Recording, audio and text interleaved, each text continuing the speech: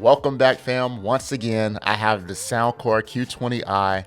We're going to test the Bluetooth sound versus the 3.5 audio sound. Now, I know a lot of you who purchase these headphones or want to are saying, I only want to use Bluetooth. I don't care about the 3.5 audio, but you should because it's actually right there. There's a port for it. So when your battery dies, you might be left with a 3.5 audio cable for music.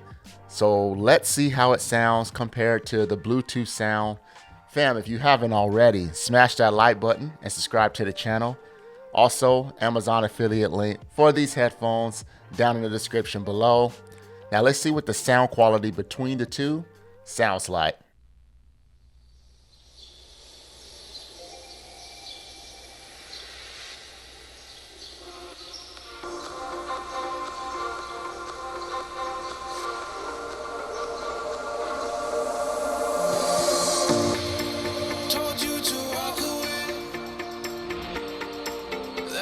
My first and last mistake. I'm blue without your face.